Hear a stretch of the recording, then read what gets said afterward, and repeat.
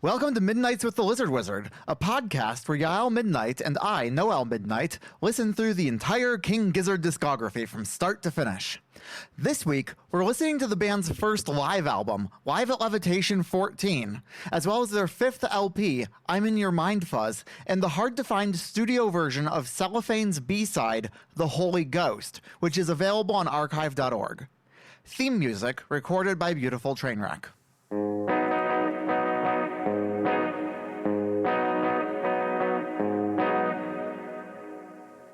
And we're back. It's another episode of Midnights with the Lizard Wizard, and today we have a special guest. We have Liz Muholland. Liz, will you introduce yourself? Hi, my name is Liz. I'm a casual King Gizzard and the Lizard Wizard fan. You might recognize my voice from Noel's other podcast, Idle Curiosities. You might also recognize me from the internet, in which case, sorry and or hello. Cool. Let's get started. Thank you for being here. We listened to Live at Levitation 14 to start off. This episode was originally just going to be about Live at Levitation 14, but we changed our minds pretty quickly on that one. Yeah, let's discuss it. When you first heard Levitation 14, what did you think? My thought was I really should hear Mind Fuzz. That was my first thought. Oh, this is I interesting. really should hear I'm in Your Mind Fuzz. I was not told about this part. I was just told we were doing both. Yeah, you came into this process a little late. We didn't really have time to brief you because it was last minute. Yeah, that's entirely fair. That's entirely fair. I just because I listened to them in the other order. I listened to Mind Fuzz and then I listened to Levitation 14. So Levitation 14 was a live album that was recorded before they hit the studio for Mind Fuzz. Oh, okay. Yeah, it was their first tour of America, or their first time playing in America. They were playing at the Levitation Festival, and they were promoting their music, but also their band, which had not made any inroads into the U.S. yet. And so there were like 140 people in attendance. Oh, that must have been brilliant. And it must have been fucking awesome. Must have been brilliant. Yeah, I bet every single one of them became lifelong Gizzard fans immediately after that performance. And they should have, because I would have become a lifelong Gizzard fan immediately upon hearing that set. I mean, I'm just surprised that their first set in the States was in Texas and it wasn't South by. Yeah, and also that they were odd, playing music that they were still workshopping, or at least, I mean, it was pretty similar to the studio version, so I'm not sure they were workshopping it anymore, but that they hadn't actually recorded yet. They were, like, I would have expected, okay, first time in the States, we have some new listeners, let's play them stuff off of our last record so that... Well, their last record was Oddments. Their last record was Oddments, but hey, Oddments, Oddments I think would be good for a first-time listener of Gizzard. That's true. It is pretty accessible. It's got good songs the whole way through. Not They've learned all some production perfect values songs the whole way through. Yeah. But, like, if you know of Gizzard as the band that does all of the concept albums... then Oddments is disappointing. But if you're a new fan because you've never heard of these weird Australians before, and there are 140 people at this side stage festival show set, then yeah, why not Oddments? Yeah, should I know Levitation as a festival? I don't think so. Okay. It's not a big one. I didn't They've think played so. it. They've played it again. Yeah, I noticed that when I was searching my... Yeah, Right, they played because it in they've also- 2016. Yeah. Yeah, and they've released that one as a bootleg as well. But yeah, my first reaction to Levitation 14 was this would all, I think, make a lot more sense. I'd have more thoughts about it if I heard I'm in Your Mind Fuzz. Yeah, it's really nice to be able to put yourself in the mindset of that audience while listening to it that first time and just go, okay. Like, I my first listen, what did I say? Kind of boring. I wish I liked this more. Oh, Interesting. That's not. That was not my reaction at all. Oh, okay. I thought, okay, there's some cool stuff in here, but I can't get into it as much because I can't hear it well enough. Yeah. To really make sense of exactly what's what. And I can't dive into it the way that I've gotten used to diving into Giz. Yeah. And I think because of this podcast, I really like getting into the nitty gritty of the music and just, I mean, I think that the whole point of listening to Gizzard sometimes is just to let it wash over you. Oh yeah, like they're definitely a drugs band, and when you're on drugs, that's what you're doing. And I love drugs, and you know I love drugs, and I've listened to this album on drugs quite a bit. Well, actually, I listened to Mind Fuzz on drugs more than I've listened to Levitation 14. Yeah, that makes more sense. I was sober the first time. Yeah, Okay, I think I tried. No, actually, I've given up on being sober the first. No. I try to be sober the first time I listen to them, and I try to listen to them the first time without any like lyrics open, without any. Oh yeah. Or without any like commentary about it available. I'm the polar opposite. I barely hear the first time I listen because I'm so dug in on KGLW and on Genius. I couldn't do that. I miss all of the details because I'm reading about the songs because I want to know what the songs are trying to do and like what their legacy is, so that when I listen later, I have I'll do more that for context. I'll do that for the second listen or the third listen, but I absolutely refuse to do that on the first listen because if I do that the first listen, then when I hear it, I'm never going to have my own opinions on the music. I know myself. I will always adopt the opinions of whoever I've read if I don't develop my own opinions first. See, I'm okay with not developing my own opinions first. You have a podcast. Sure. But like, I do eventually develop my own opinions. They usually come around listen 7. See, yeah, I can't do that. I need my own opinions first. Otherwise, they will never be my own opinions. That's interesting. It's the same with movies. I can't read too much about a movie before I start the movie, Oh, yeah. or else my opinions will be critics' opinions. Yeah, except with Hamnet, which just blew. Yeah, What the hell was with that? Should I watch that? No. Like, okay, yes, you should. It's huge awards, darling. I've People seen the love star it. ratings is a thing. I mean, the performances I tried not to read the were articles. I mean, good, but- not great. The kids' performances were great. The kids were I great. did see you saying that. Yeah. But this is not an Oscars watch podcast. Max Richter commits one of his cardinal sins in Hamlet. Okay, it is an Oscar watch podcast. We're just having a sorry. Max Richter commits Noel and I in the same room. huge sin in which, at the big climactic moment of the movie, he plays "On the Nature of Daylight," Oh my god. which would be great if all of its impact hadn't been stripped by the 10,000 other times he has used that in the climax of a movie or TV show. Did he like get a bundle of licenses at Costco for that one? Anyway, sorry. We should get back to Live at Levitation, yeah. Yeah, so did you have any individual tracks you wanted to talk about?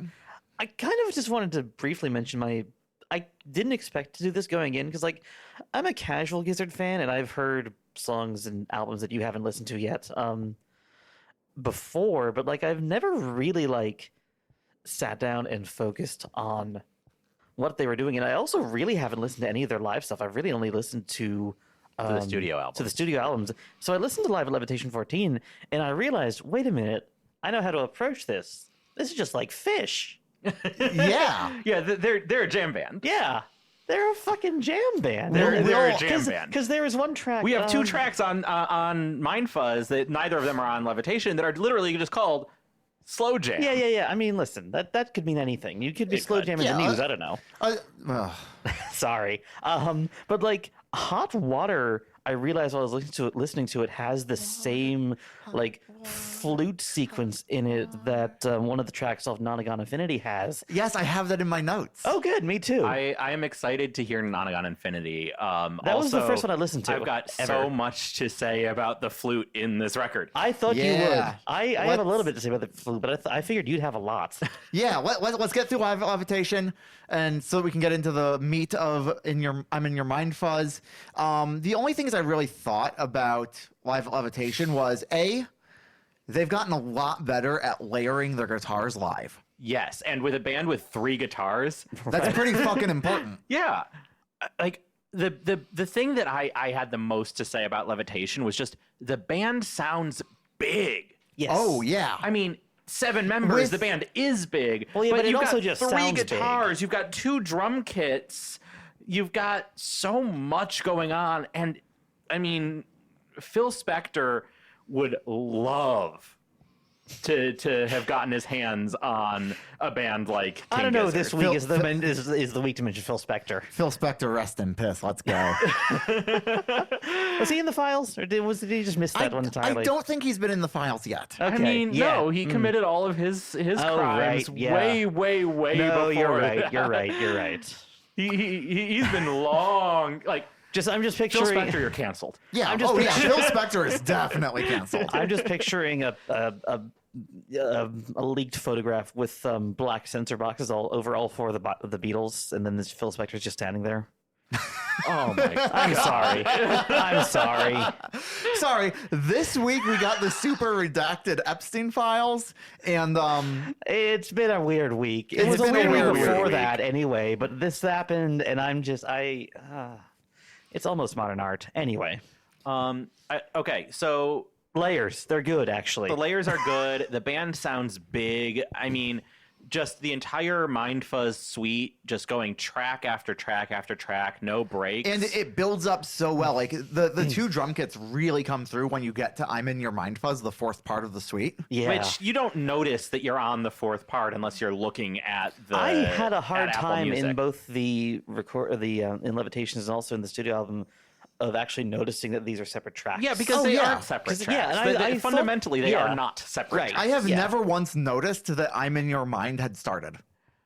I've Right. never noticed You've that never until noticed that we're the in first cellophane. song- No, I'm sorry. I meant "I'm not in your mind." okay. There we go. I've never noticed that "I'm not in your mind." The one that I've started. never noticed is "I'm in Your Mind" Fuzz, which See, is I just recognize kind of that an because the outro bass after line comes cellophane. back. Yeah, yeah. That's fair. I'm not in your And mind. it's such a bass line. I'm not in your mind. Oh, it is. Is just cool because it's just the instrumental section of the suite, Yeah. and do like that. it fucking rocks.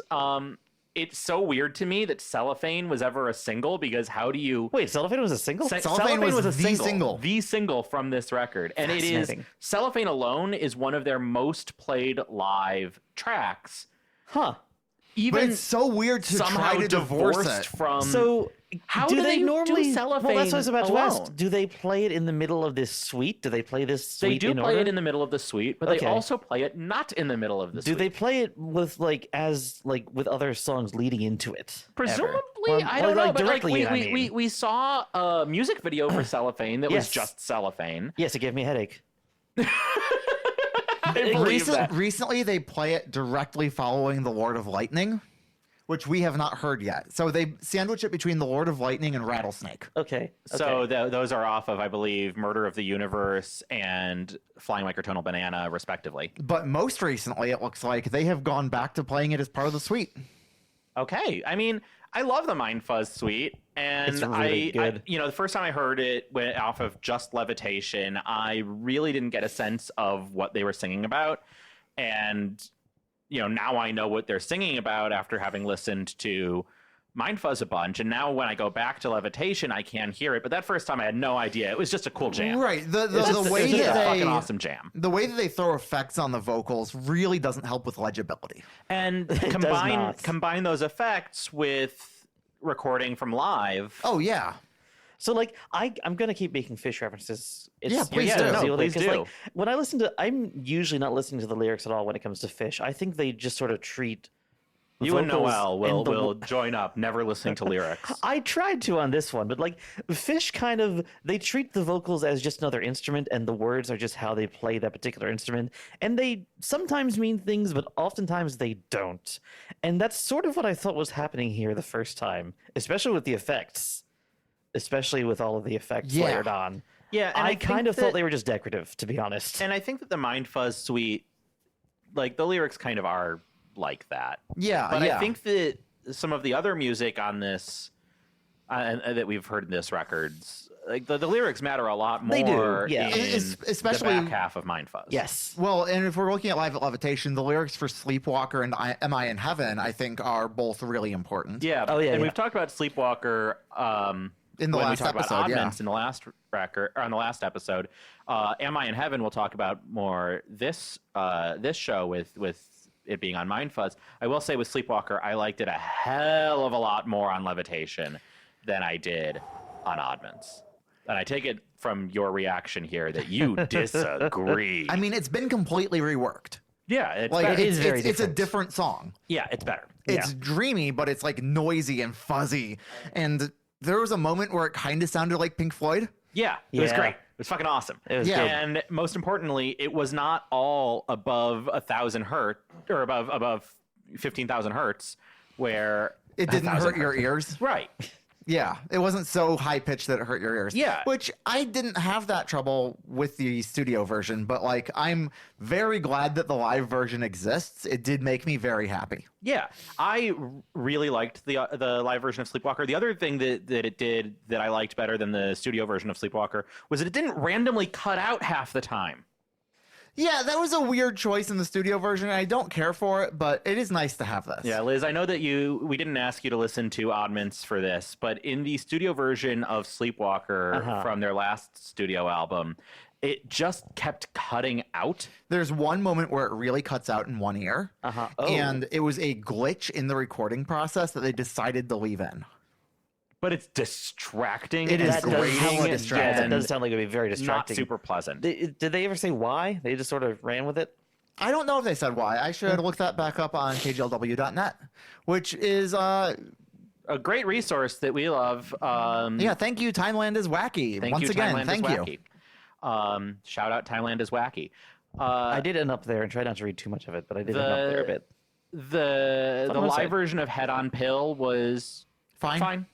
It wasn't my favorite live version we've heard. We've heard a bunch of live versions of Head on Pill that we took a look at when we covered Float Along Fill Your Lungs, and I think Noel and I both agreed that the Shacklewell Arms Oh yeah. show was the best version of that we had heard, and this one was not better than the studio version. It was not better than the Shacklewell Arms version. But what it was it was done through the Mind Fuzz sound font. And that was pretty cool. It was garagier. There was some really cool tom work on the drums. Yeah, Listening to all this made me wish I knew more about drums. that makes sense. I mean, it's a You are two-drummer dating a band. You get drummer. so I much know. drums. I know. But yeah, for the first half of their career, they were a 2-drum kit band. Oh, did they stop? They did stop. Eric Eric Moore Moore left the left. band in 2020. So their last 5 years, they have not had 2 drum kits. But Eric Moore went on to run a record label, though, so good for him. Fair enough. Do we want to switch to I'm in Your Mind Fuzz at this I point? think there's one thing that we really ought to talk about Levitation that we haven't touched on at all, Yeah. and that's Holy Ghost. Yeah, I have a Oh, couple yes, notes the here. Holy Ghost. The Holy Ghost is really, I think, important to talk about So- from this live show. The My Holy f- Ghost is originally a B-side from Cellophane that never really got a studio release except for in the YouTube comments of Cellophane where they link to like a Mediafire page or something where you can download the MP3. Yeah, I it's on did- archive.org now. I did find that myself because you mentioned it, and I was like, "This is weird. Why is this here?" And Yeah. And I just The given myself a Brits. headache from the cellophane music video because anything that tries to do a 3D effect does not work with my eyes. The I Brits understand. got a studio release of this of Cellophane as a single with the B-side Holy Ghost. That got a physical release? That got a physical release and also a digital release in Britain, Oh. and only in Britain. And everybody else is like, "Hey, Stu, where's Holy Ghost?" And he goes, "Eh." And it is like the single most valuable piece of King Giz physical media, as far as I can tell, That makes sense. is the physical print of the cellophane cellophane? of the cellophane single with Holy Ghost B-side, because it's just there are not a lot of ways to listen to Holy Ghost. So Noel, how much money are you willing to spend on the Holy Ghost? Have you looked it up on Discogs? Yes, but I'm just curious, you specifically, how much money would you be willing to pay to hear this? To hear it for the first time? Or what do you think? It's a good song? Yeah, I think it's a great song. Yeah, I enjoyed this song. I really love the main riff. I think it gets a little repetitive. It's clearly a B-side. I see that. I do see that. I enjoyed the studio version. I really enjoyed the longer version on Levitation. Yeah. It's jammy and it's groovy. It's my favorite track on Levitation. And it sounds same. big, and it's just, I mean, I've said that before. It's just voluminous. Yeah. Yes. It That's a good word makes for it. you it makes you enveloped in the sound like a ghost is hugging you. Yeah. Yeah. I didn't quite get that, but It is the kind of song that you want to just sit in a really comfy chair and listen to with your eyes closed. You want to listen wholly if you can. Wow.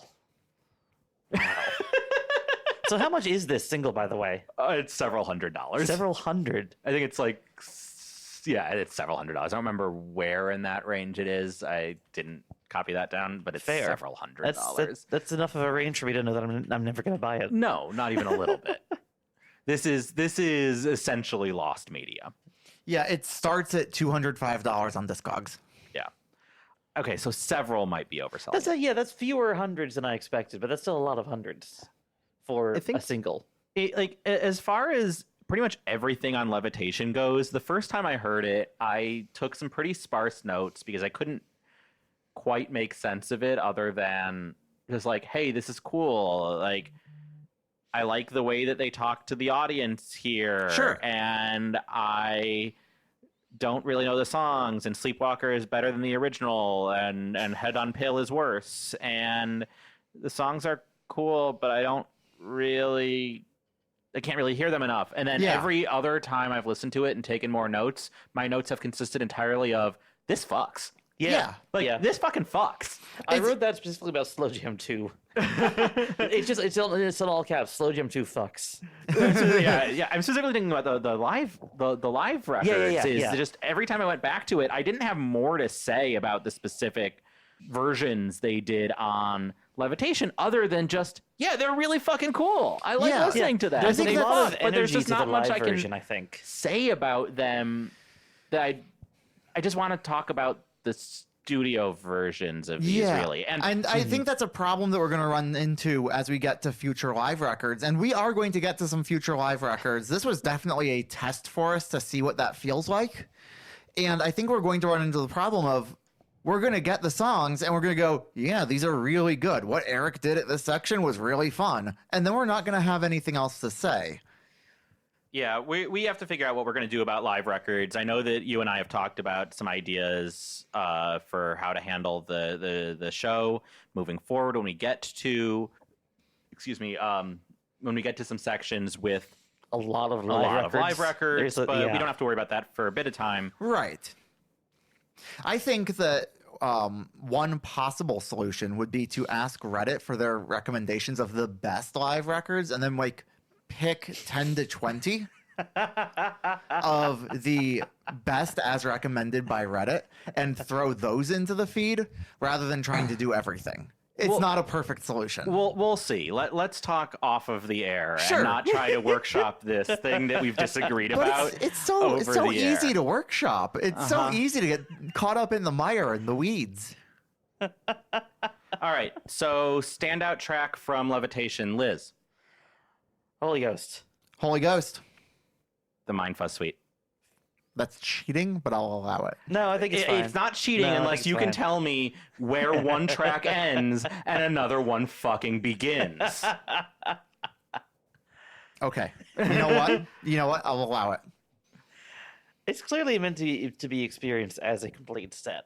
Yeah. I actually had to absolutely. go into the program I was listening on and make sure that it had album gaps or track gaps turned off. Oh, yeah. I don't know why my Plex player was doing that, because it's not supposed to. Of course you were listening to it on your Plex. Because you downloaded all of it for Name Your Price on Bandcamp.com.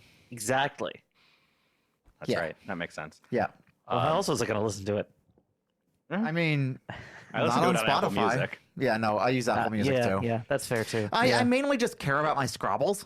Well, that's the thing. Plex Scrabbles. Plex Scrabbles. Yeah. I didn't know that. Oh yeah, Plex Scrabbles.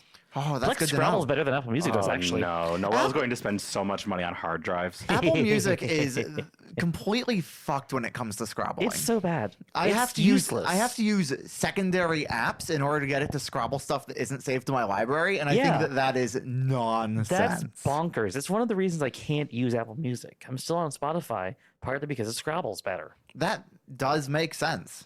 Tidal Scrabbles pretty well. Yeah, I've heard this from you. Sorry. We're off the rails again. This is an episode of Idle Curiosity. This is what happens when you bring me and Noel into the same podcast. So true. We only know how to make one podcast. And if you want to it's see Idle me on their Curiosities. podcast, Yeah, we recorded an episode on Thanksgiving, which I will be releasing on Christmas Day. You're committing to that now? I'm committing to that now. All right. you know Okay. that this episode that we are recording right now is supposed to come out on Christmas Eve. Yeah. Okay. So after you listen to They this, got 1 day warning. after you listen to this, go over to the Idle Curiosities feed and Noel's listen working to Monday and Liz, Tuesday. Yael, Emma, and I, our girlfriend Emma, and I, as we talk about our favorite things that we have Googled.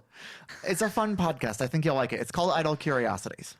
All right, so I think now, like 20 minutes after we first said, "Hey, do we want to move on from Levitation?" We're only at 25 minutes for the entire show at this point. We're fine. This is fine. Which means we still have 35 minutes to get through an entire studio album. That's right. This isn't going to need to stick to an hour. Hi, No, Connie. we're going over. This is going to be an hour and a half. All right, I'm in your mind, Fuzz. On the band's website, Stu described what the band was listening to when making I'm in Your Mind Fuzz, saying, "We were all really getting into classic krautrock at the time and loved those repetitive, motoric beats." What was that word? Motoric, M-O-T-O-R-I-K.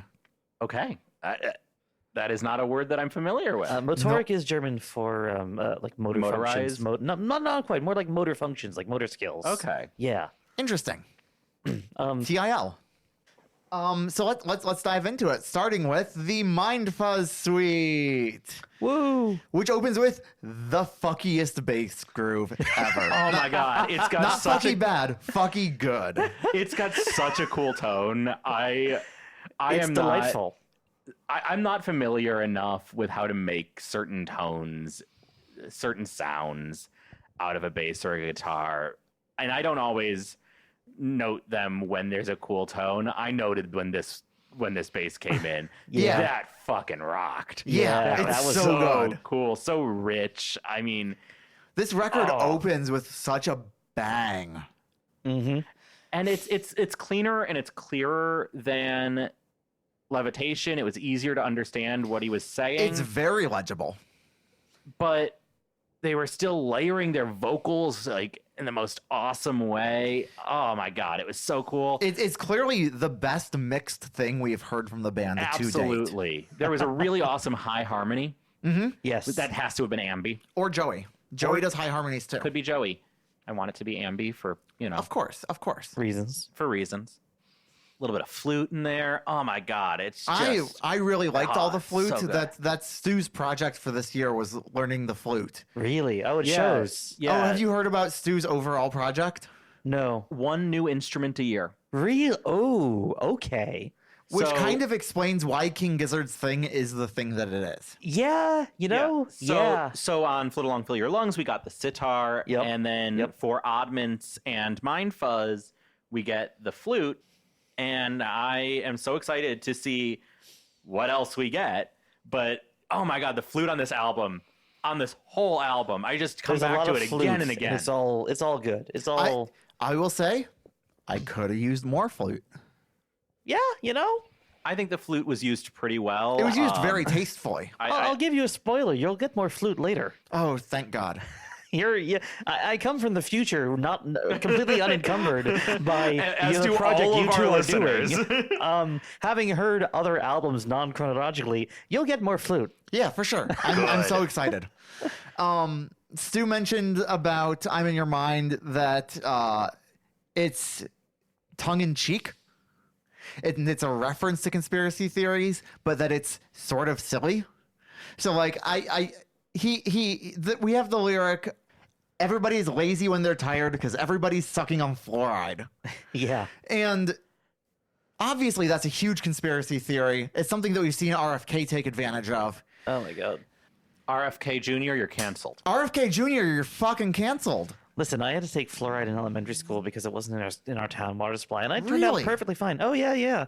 No, because our town water system was too old. Huh. God damn it, Rhode Island. Get your shit together. Well, they gave us fluoride supplements in school to make up for it. Sure. The other yeah. side of town had a newer water system, and they got fluoride. But Were we they like didn't. little tablets or what was it? No, there were these little tiny, not Tide types- Pods?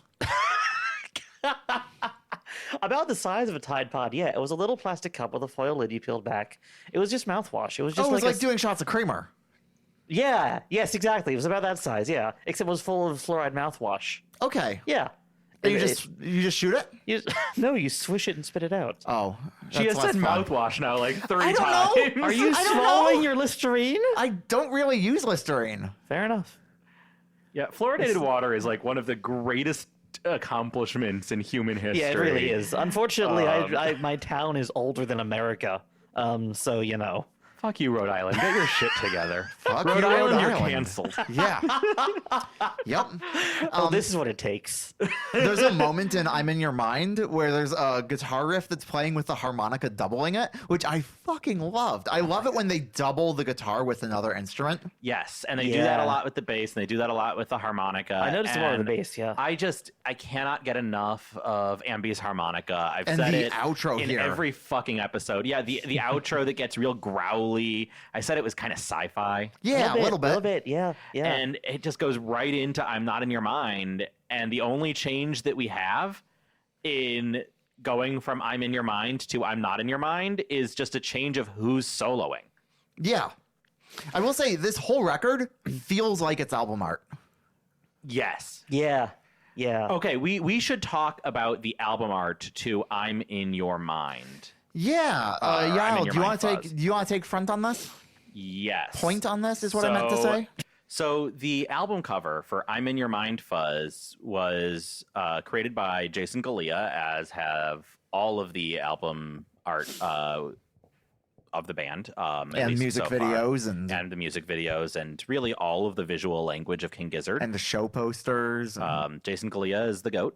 And he was inspired by the cover art for the 1983 Atari 8-bit computer game Fortress.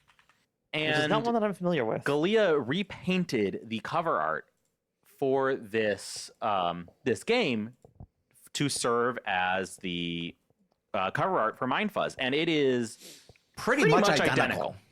It is that was fun to watch. pretty exactly the same. And Yeah, no, pulled it up Galea on the screen, and it's, wanted yep, that's it. it That's is pixel for pixel practically. Yeah. And Galea wanted to credit the original artist who made the cover art for Fortress, Oh no. but could only find credit for the company Image Creations. So this album was released in 2014, and in 2019, this album was actually released on Halloween in 2014. Oh, fun. Actually, you know what? Into it. Yeah, I dig it. I can see it. And in 2019, Krautrock Autumn. Galea discovered the original artist Sorry. behind the cover art for Fortress, which was Louis Seacow. And all future pressings of I'm in Your Mind, Fuzz now credit Seacow. Oh, good. Oh, that's That good. is good. Yeah. So I mean, you should look up the cover art for Fortress, but you don't really need to, because just You've already seen it.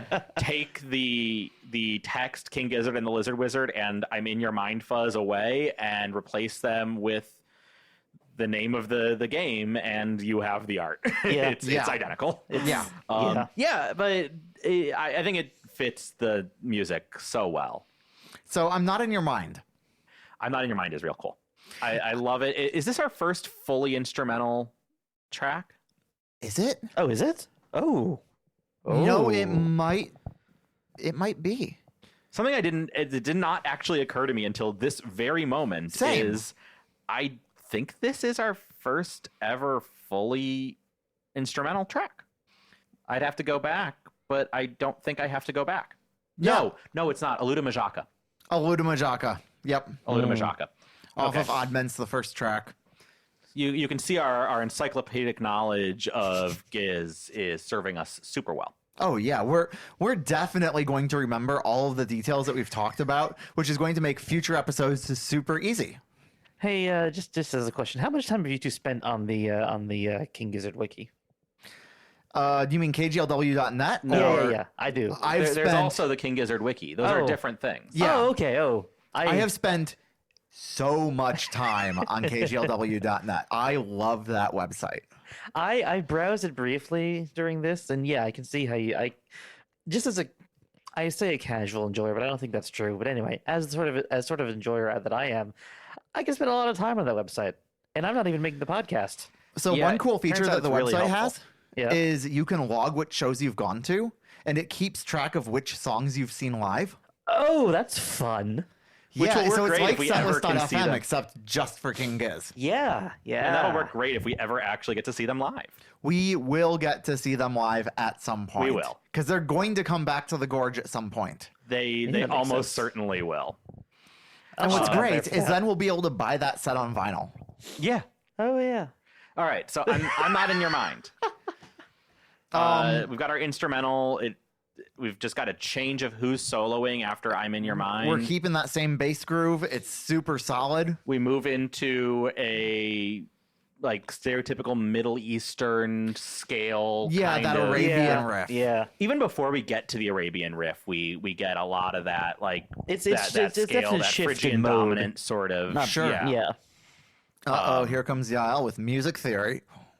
Yeah, all right. You can skip a forward 5 minutes in this show, except don't, because I'm not actually going to talk about music theory. No. Yeah, they've got this sort of stereotypical Middle Eastern sound, and then they go to the Arabian riff. Yeah. Da, da, da, da, da, da, da, da, da, da. Take a shot. Hey, I wasn't singing. If you want me to sing, I'll go, there's a hole in the wall where the boys can see it all. I've never heard that one.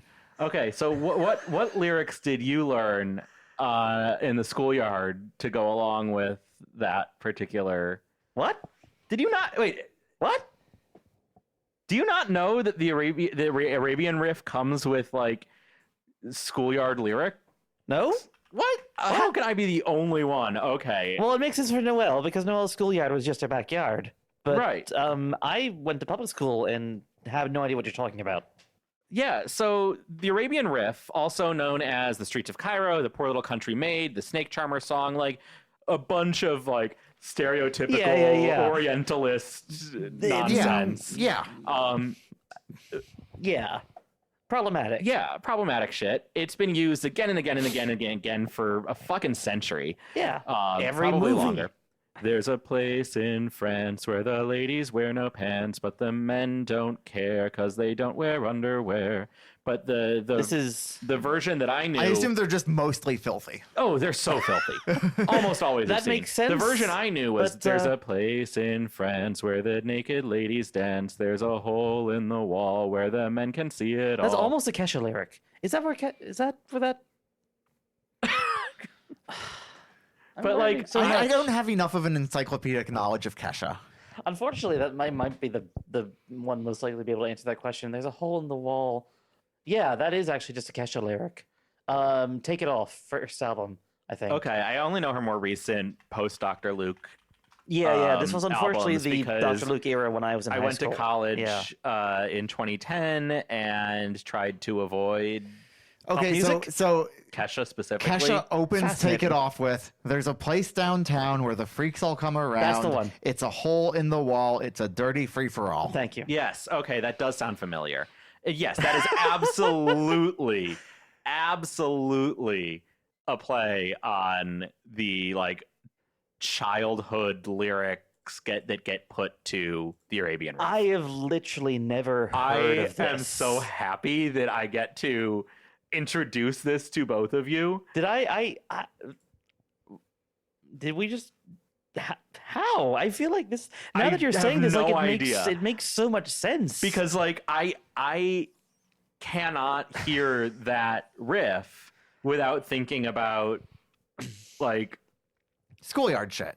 about obscenity in yeah, particular. sure. Like I've just there's just so never much known- cultural association between that riff to me at least and like 13-year-olds trying to be edgy. Right, yeah. I've just never associated that particular riff Not with any edgy, lyrics but- whatsoever. Yeah, wild. Yeah, And I mean, it gets that riff gets used everywhere. sure does. I was so surprised to hear it on this record. I didn't see it coming. It definitely took me back. It was Took me aback. it was a bit of a surprise, and it's a little stereotypical, and it's not my favorite moment in the. It takes me out every time because it's just a little too familiar. Yeah, Like you're already doing this whole. I'm going to use the word mode loosely, not in a. It's a mode. Okay, Yeah. then I will use You're it fair. less loosely. I'd say we're already in this particular mode. I don't think you have to like do the thing where it's the same thing as whenever you're watching a movie and they play Rule Britannia and you see Westminster Tower. Yeah, Sure. and It's when a I little heard over. it, It's a little on the nose. and when I heard it on the Levitation version, I thought, okay, sure. it's a fun tease. It's a fun tease. And then I heard them on the studio version. They're playing around in that mode. They're playing around with those scales. you can And I already don't tell where you are. You and know, I didn't think that they were going to play the Arabian Riff because I kind of just assumed that that was a little bit of flavor in Yeah. for the live show that wouldn't be Yeah. on the studio album because it was a little too familiar. And then it happened, and I was Yeah. like, oh, okay. That was actually kind of a disappointing moment that I thought that they were going to play around with those solos a little bit more. Yeah. And I'll admit, I was a little disappointed. Now, going back and listening to it again, it's a little bit jarring compared to the rest of the suite, but I still like it. Yeah, I mean it passes pretty quick, quicker than this discussion has, in fact. For Yeah. sure. Cellophane? Cellophane. Cellophane. This is the one that strikes me as the most different from the suite, which makes sense because it's got this different name Yeah, from the it rest of does the suite. stick out in also the a middle single. It has absolutely nothing to do, as far as I can tell, with fluoride or But- other conspiracy theories. The same bass riff comes back. But we do have the awesome bass riff. And, Um, and the change from I'm Not in Your Mind to Also, Cellophane. I don't know if it necessarily has like. I think watching the music video for this one, which gave me a headache as all 3D effects do, I feel like they were trying to continuing to go for like the 3D effect being something in your mind. I think it is actually related, just loosely. I have a theory about this, that it Oh. is a reference to They Live, Oh, and where you're using the Oh. glasses to see the truth. uh-huh. Okay. Okay. Okay. That's my personal pet theory. This is not backed up by anything I have found online. I like that theory, though. I can see it. I do think there's a connection there. I just think it's a little Yeah, more subtle than the rest of the suite. And I think that's okay. I don't mind it. And it's, like, I mean, sound-wise, it fits with the suite. It yeah. still fucking rips. Yeah. Unlike I'm in Your Mind to I'm Not in Your Mind, where the transition between the songs happens between two solos, but otherwise everything happens the same way. The transition from I'm Not in Your Mind to Cellophane happens literally in the middle of a solo, which if you do have the pause between tracks, That's where I had to go in and fix it. Yeah. is so off-putting. Yeah. That's where I was like, wait a minute. This is wrong. I really like that, like, it opens with the lyric, "You can watch your movies in 3D. It's so strange with cellophane." Like, this is a song that is an ode to 3D glasses of the past. And I love that. Like, the vinyl single came with 3D glasses I in was it. curious about this. Yeah, it definitely did. Oh, that's cute. I really appreciate that. Which, of course, means that if The you can vinyl get a single with Holy Ghost. yeah, if you can get a copy of the vinyl single with the glasses in it, I bet most that's ex- worth a ton. The most expensive 3D glasses on the planet. Oh yeah, they gotta be right. They have to be up there for sure. Can't think of anything that would be obviously like more expensive. in 3D that would glasses, have I actually 3D can, glasses. but like the of the paper red. oh, and the paper blue, kind, yeah, no, like, yeah, no, yeah. I unless there's like some random Devo pressing that came with them for some reason. That's the only thing I can think of that might be up there. No, that's a Liz Muholland reference right there. That I knew we had you on this show for a reason. The Devo pull. Yes. This one I really liked the video for. It was a lot of fun. It was a lot of fun. Everybody's wearing like red cult robes. Yes. Even the drum kit is draped in the robes, which is really fun. It And just you have if Stu flying through his television. yeah, it feels like Yeah. Adult Swim at 3 a.m. It does, yes. That Yeah. is a perfect analogy. Yeah, it's just fun. And then like I haven't watched the mentioned video this- in the middle of the day, and I was like, oh, this is the wrong time to be It watching is! this. This is wrong. I gotta close the curtains at least. My favorite part of Cellophane, and maybe the entire album, is when Stu screams into the mic and just like goes for it. Oh yeah, absolutely. It's so earned. It's so fun, and we saw a video of them performing the suite on or at KEXP. Shout out- KEXP, our local radio station here in Seattle. Let's go. Yes, shout out KEXP. I just listened to that set right before coming over. Yeah. Absolutely incredible radio station. Great radio station. Great source YouTube, of live in studio recordings. If you aren't and familiar with interviews, KEXP, and go to YouTube and look up KEXP sessions. I promise you, they have done a band that you like that isn't just King Gizzard. yes, and also a great coffee shop here in Seattle. Yeah, they are fantastic. They are one of the few radio stations that is so good that they're known pretty much globally. And King Gizzard has been on KEXP, I think 6 or 7 so many times, which is times. ridiculous because Which is people really generally funny. go to KEXP once. It's really Yeah. funny because it makes Seattle the 10th most popular city that they've ever played in, or the 10th most frequent city that they've ever played in.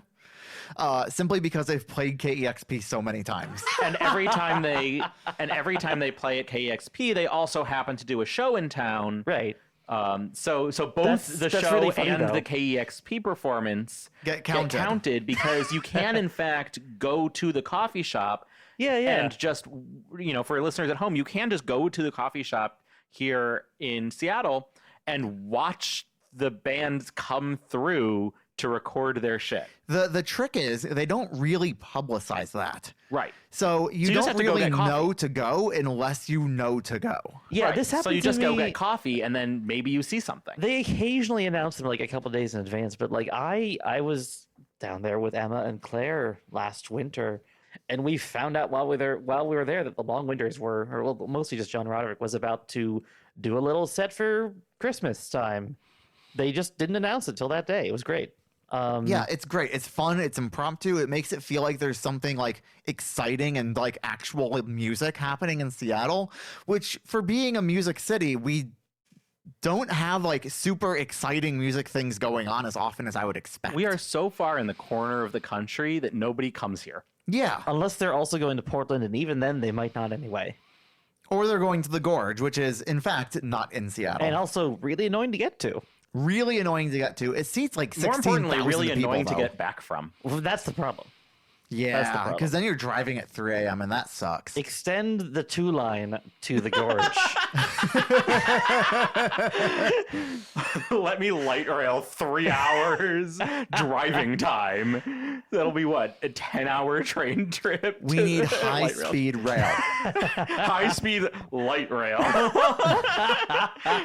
Shinkansen to the Gorge. Bang-ass high-speed light rail. Not quite. It's not quite a band name, not but quite. It could be an album name. I don't know. I'm in your mind, Fuzz. It really just sort of ends the suite nicely, returns us to Yeah, I don't really have... The bass riff comes back on harmonica in this one. yes, which is Yeah. very fun.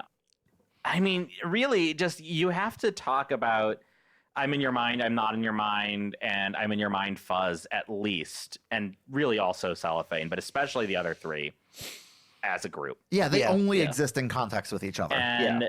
I cannot imagine ever trying to listen to, oh, you know what? I'm in the mood for hearing I'm in your mind Fuzz. But not I'm not in your mind. Yeah, They would be weird. it would be weird. I just be want to missing listen to the something. suite. And it's just, again, I don't get Cellophane as a single, even though I've heard it as a single.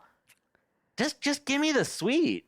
I feel like I could see it played in the middle of some other songs. I don't understand it as a single. I agree with you there. Yeah. Yeah, I mean, I could see them changing up how they present it. Yeah. Quote different parts of the suite. Yeah.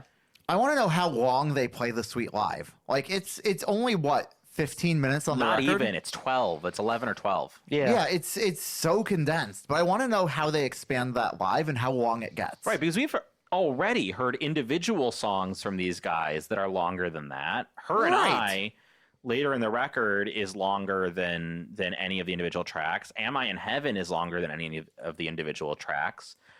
As a whole, as 11 minutes, it's on the longer end of the stuff they've done to this point on the studio albums, but Yeah, I also want to know how long they can stretch this out because like they got to be able to jam on this for ages and ages. well, it's Oh, also, yeah. it's also the krautrock thing. They've got that foundation So going so with the tell us, drum. what is the Krautrock Foundation? for just 5 cents a day. I'm kidding.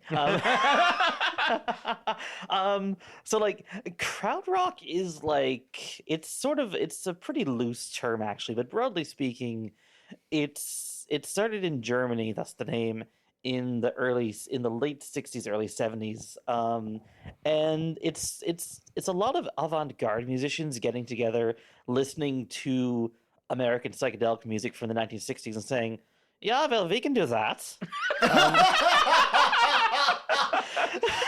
But like in a very German way, because they have this very regimented, static drum line, which is pretty common in krautrock. It doesn't have to be there to be krautrock, but we mentioned the motoric beat earlier, and that's a really common feature. That's like Neu did that, Can did that. I don't know the members of the band's name, but one of them in the previous studio album was wearing a Neu t-shirt on the cover. Oh, really? I think Locus, if I remember I didn't write it down. I just wrote down someone's wearing a Neu shirt on Float Along, the album cover. On Float Along, okay. Cool. We'll have to take a look at that. So yeah, Noel and I, neither of us have really listened to Kraftwerk.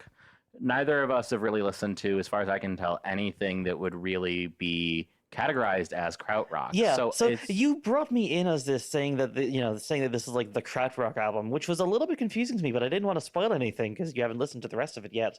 Because like most of what I'd heard from King Gizzard up to this point, from like just sort of scattershot listening to it in a completely random manner, is like they have a lot of krautrock influences. They do that drum line, that 4/4 drum line that they have in this a lot. They do that at like multiple albums. They Sure. they fall So back on that they one bring back the pretty krautrock. often. Yeah, you're gonna get more of that drum line. You're gonna All get right, more of well, that 4/4 beat. I guess I'm going to be learning more about what krautrock really is. Yeah, so like the thing with krautrock is that it's less like there is guitar, but there's a lot of really long songs with a lot of ambient, like very early stuff that would go on to inspire a lot of newer drone music. That all came out of this experimentation with what was happening in like the early 70s in Germany. Like I mentioned Neu, that was started by Kraftwerk's one of Kraftwerk's early members who left after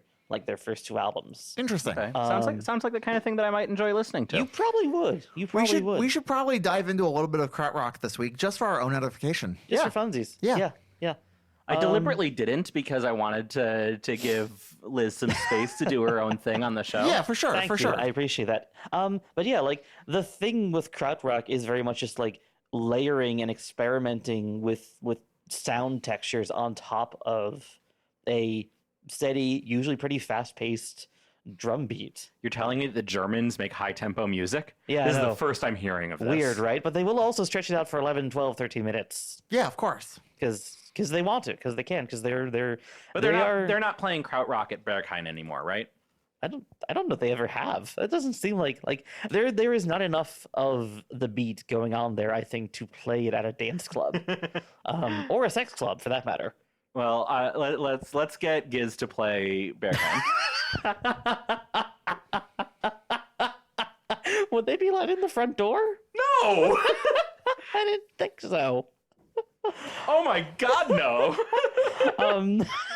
But yeah, I am kind of like the Mind Fuzz suite makes sense for the length that it is. I'm kind of surprised that some of the individual elements of it aren't longer, and I do want to know if they stretch that out for the live ones, because I could listen to more of that. Oh, sorry, I was letting the microphone drift. No, you're fine. Your levels are still good. Cool. So empty. Empty. It's another bass forward song. It's got some flute in it. It has a lot of flute. It has a lot of flutes. My first comment on this was, it's in 3/4, but my second comment on this was, Yael's going to be so happy. I was so happy. You want to know why? You want to know why I was happy about Empty? Because Empty reminded me of Jethro Tull. Yeah. I don't know Jethro Tull. Oh, really? Well, I got to show you Aqualung and Thick Like a Brick. Do you like flute? I like flute just fine. Good. You like it more. Okay. Yeah, Jethro Tull is all about flute rock, Yeah. and I'm a big fan of flute rock. Okay. And I mean, That's FLUTROK. sure. Yeah. Flute We can make it a Pokemon. Oh, I was going for IKEA products.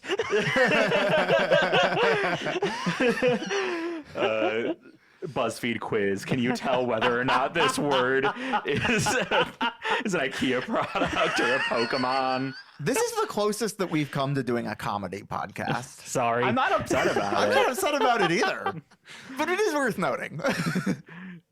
Just like this is a new change in the direction of King Gizzard's music. We're also being It's a topical change now. in the direction of Midnights with the Lizard Wizard. I really like Empty. I think it's a great song. The lyrics are, Stu, are you okay? Stu is okay because he has love. Have you not heard the song? I have heard the Yeah, song. but And like, yes, Stu is okay because he has love, but like the rest of the song. Stu, Hey, are you Noel. okay? Noel, you and I have been through so many mental health crises together that we've gotten through because we love one another. It's so true. I feel like Empty could very well be the theme song for our relationship. So maybe we don't want to criticize Stu and say, hey, are you really okay? I do enjoy how everything after the Mind Fuzz suite, we like get much closer to prog rock than we have in the first part, I feel like. Oh, Yeah. absolutely. Oh, yeah. It really feels like this is more of the Giz that I feel like people know. I think that the only thing that keeps this from moving farther into prog rock is that they aren't comfortable with a lot of time signatures yet. They're still staying pretty Yeah. safely to And 4/4 they'll and 3/4. get there from what I hear. Oh, they That's will. what I've heard. Yeah. Uh-huh. I hope that one year Stu just makes his instrument music theory. Is music theory an instrument? God damn it, Yeah, Liz. that forum thread is going to be closed and locked. After how many pages? Just one because it's all SpongeBob references. Noel, you missed that entirely. I Wait, don't know I even SpongeBob. did the hand thing. I don't know SpongeBob. Yeah, Noel doesn't know SpongeBob at all. Fascinating. I've never Noel seen an didn't have a episode. childhood. Well, I also didn't watch SpongeBob as a child. I only watched it in college. Yeah, but like that But- that has become a meme. Is mayonnaise an instrument? Is a meme. Oh, Yeah, is yeah, mayonnaise? Yes, I'm Yes, familiar with that meme. I was just the missed that. reference. Yeah. Well, that's why I raised my hand. Which again, Noel doesn't Which know. plays so well on a podcast. Yeah. I love doing visual comedy on podcasts. I commented on the song. It's a nice, sweet song. Depression with a side of love. Yeah, Yeah. again, our lives. And then there was a Whomst among lot us? of flute. And some of the flute is like affected in a way where it almost sounds like a mellotron. Yes. Yeah, it's so cool. It's really fun. I was wondering for a bit there if they actually did just get an organ. I could hear Mellotron too, yeah, but no, it's just the It's flute just effect, the isn't flute it? with the effects. And I know Yeah. that if Noel had to choose an instrument for a year, it would be the mellotron. I would, Yeah. If I I- could get a hold of one. listen, I love the Mellotron so much. Who doesn't love a mellotron? I don't think I've ever recorded a full song that hasn't included mellotron. Yeah, you have Logic. Logic's mellotrons are shockingly good. They are. They're real good. And who doesn't love a mellotron? Yeah. There's I don't really know what else to say about this song. It's just really good. It's just really good. It's just a really good song. And it sounds like Jethro Tull, and you should listen to Jethro Tull if you like Okay. Empty. Yeah. Yeah. A cool thing about Empty is it ends with the lyrics, hot water, hot water, hot water, hot water. Yeah, and we also get a quote within Empty of the melody from Am I in Heaven later in the record. Yes. And we actually heard a little bit of that same chorus melody quoted in the Mind Fuzz suite. Right. And we'll actually hear a little bit, not of the same chorus melody, but a different part of Am I in Heaven when we get to the slow jams. We'll save that for when we talk about Am I in Heaven. For sure. Yeah. But it is something that I noticed for the first time on one of my playthroughs when I got to Empty, and I started hearing, wait, that's just quoting Am I in Heaven? Which you can't hear the first time you listen to the studio album when you haven't gotten to Am I in Heaven yet. Right, yeah. So it really is rewarding multiple listens and really diving in. And I think this is the first album we've gotten where they've just demanded that you listen to it many times. Right, and that it has these like Wikipedia style cross references between every part of the album. Which I understand we're going to see more of that too, is we're just going to see them getting increasingly incestuous with their riffs. And that's what I want to see. I want to see 7 guys being incestuous. Is that, can we say that? I mean, we can say anything we want. Yeah, that's true. But and I want to see 7 guys being incestuous. But Stu, if you're going to get incestuous, I'm afraid that you're canceled. I'm sorry. It's okay, because I think we've learned now that I am too. All right, we're into Hot Water, which is a Joey track. Yeah, we got Joey and Stu together. We've got a really sweet instrumental jam in the middle of this, like the centerpiece of this track. There's a lot about this track that I really like, but I think the thing that struck me the most was how all of the fuzz guitar is gone. Yeah. We've moved to clean tones. It's clean as heck. Sonically super different. We've got our first bit of lyrics solidly about climate change. Yeah, can you explain that a little? I didn't know that was coming. So, explain the lyrics in this song, or explain climate change? Like, what do you want me to explain? Can you explain how this song ties into climate change? Dealer's choice, actually. So, the oceans are warming up. That would be the hot water.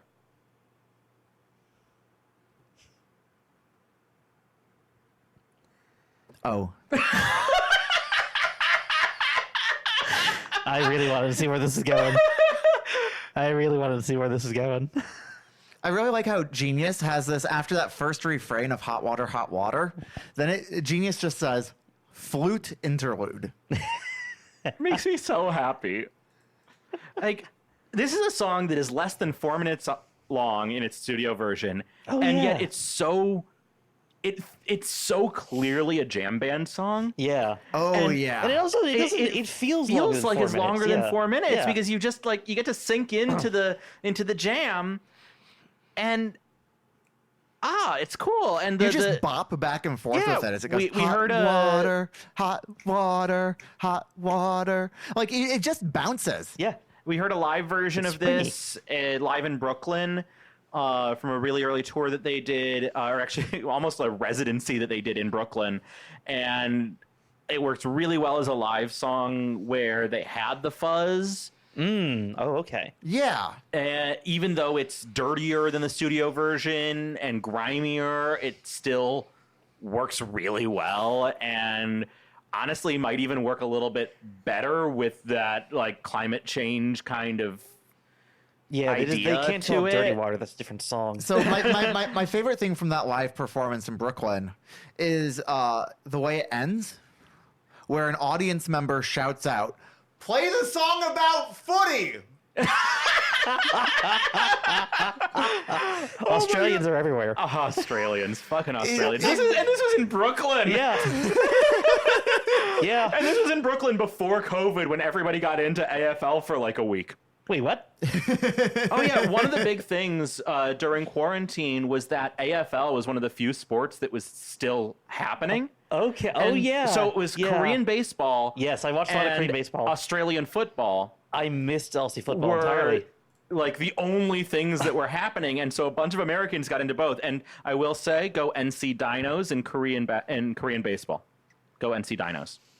Okay. Is it just because of their dinosaurs? It's actually mostly because I was living in North Carolina at the time, and NC Dinos, North Carolina. Yeah, that's entirely fair. That was the reason. I did watch. Look, I always choose my teams for dumb as shit reasons, like being born in Cleveland. But I stick with them once I've chosen them. I mean, and listen, that's why I'm a fucking Sri Lanka cricket fan. When I'm watching Japanese baseball, I mostly root for the SoftBank Hawks because I think SoftBank is a hilarious company. and they've affected so much of my life. Oh, so that is the other reason for the NC Dinos, is because it's less obvious what corporate tie they have from their name. what is it? I have no idea. Fair enough. And I like not knowing. I like not having to think about a See, company. the obvious choice for NPB is the Nippon Ham Fighters, but like, no, I I do unfortunately love the name Nippon Ham Fighters. I do too. But like, I unfortunately work in technology, which means I am downstream of SoftBank's insane investment decisions every day. I'm sorry. Yeah. I thought you were about to look that up, actually. I was going to look up who the sponsor was for that team, but then Yael said that she doesn't want to know. Yeah, That's fair. right. So I Yeah, decided don't. not to Google Save it. me from having to think about corporations. I'll go search that up on my own time, and Yeah. we'll talk about it next time we're around Curiosities. But in the meantime, we can talk about Am I in Heaven? Yeah. All right. So Am I in Heaven? We did get on Levitation, and we get again here. And we actually heard a snippet of it earlier as well in, I believe it was the live set at Triple R, where Did they we? teased this for like one verse. Okay. That's right. That's right. So when I was listening to the studio album first time through, this is the one where I had to stop after hearing it the first time and play it again. Oh. And then I went back 2 more times to play it again before I went on to the next tracks. This one just like, I adored it. So this is your select. This from the studio recording, this is my selection. Yeah. Okay. Yeah. I mean, Can you tell me what you liked about it? I really, really, really enjoyed that stupid little interlude in the middle. That almost feels like it should have been an acoustic guitar. Oh, sure. I love that so much. I mean, the entire song the is instrumental fantastic. interludes that are like sped up tempo Yeah. from the rest of it. Yeah. That the first time I heard it on Levitation, I'm like, are they playing in time with one another? Or, Yeah. are they? Like, I mean, we've been seeing this falling since Willoughby's back Beach. Or going ahead. We've been seeing them do these dramatic tempo swings since Yeah, Willoughby's and Beach, it's cool. so I'm cool. always a sucker for that And in basically any context. In Hot Water, we got more panning left and right, like I've talked about on previous records. And in Am I in Heaven, we've got the tempo switches. So Yeah. they're sticking with a lot of these production choices that they've been using from the beginning. Right, they're And clearly developing their own style. they have an oral language. Yeah. That's Yeah. really cool, and that keeps getting developed.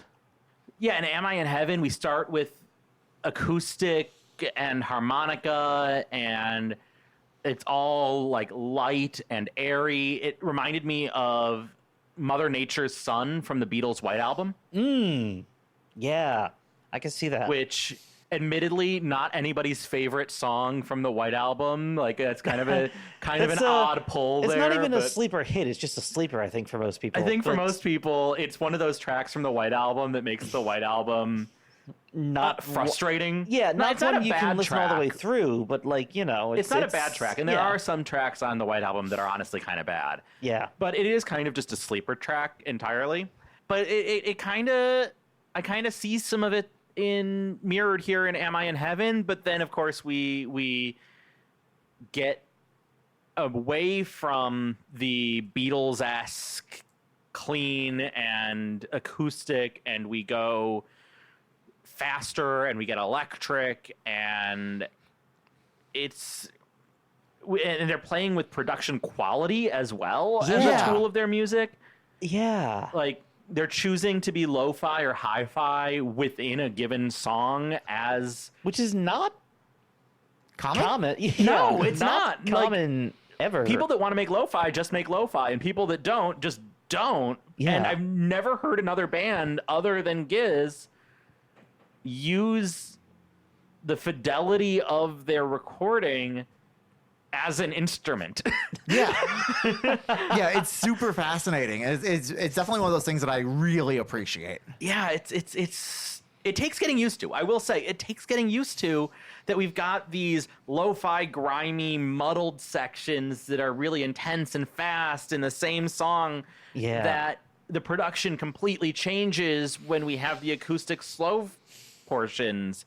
I would normally think that the production would stay constant even as the song modulates. Yeah. But the production modulates. It's an unusual one. I enjoyed it. I didn't a know lot. that was a thing you could do. It had never occurred to me, and now I'm sitting here wondering why nobody else has tried it. Right?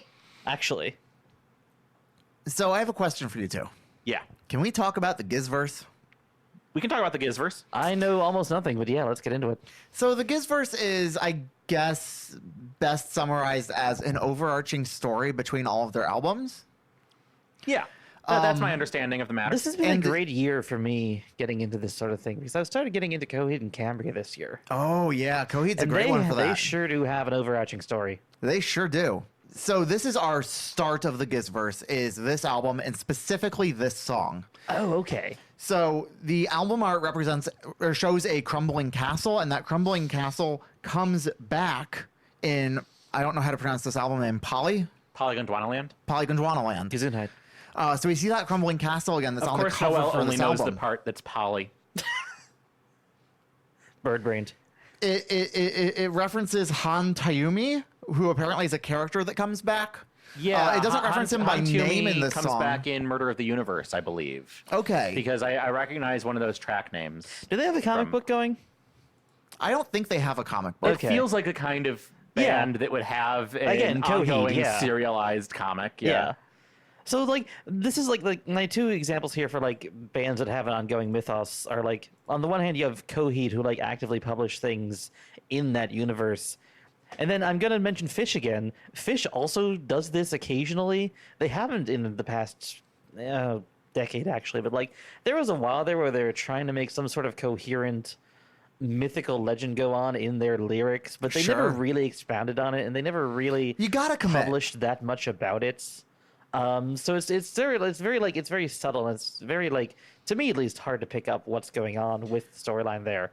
So I'm curious, what end of the spectrum is the Gizverse on I don't here? know, and I don't know how much of a specific storyline it is, or if it's related themes more. I have the impression that environmentalism will come back Environmentalism again is and huge again and to again. my understanding. And "Am I in Heaven" is certainly a song about environmentalism.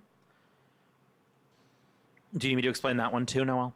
No, I understand how this song is about environmentalism. The lyric about how the ocean has changed its hue. Yeah. That makes sense to me as potentially being about pollution, or potentially being about an ocean of vomit rising up, as we will see referenced later on in their discography. Yeah, the song wasn't that bad. I am very interested, as always, to hear more of what they do. I am trying not to pay too much attention to that yet because I don't want to be spoiled for the later stuff. I like being teased a little, but I don't want to know too much. Yeah.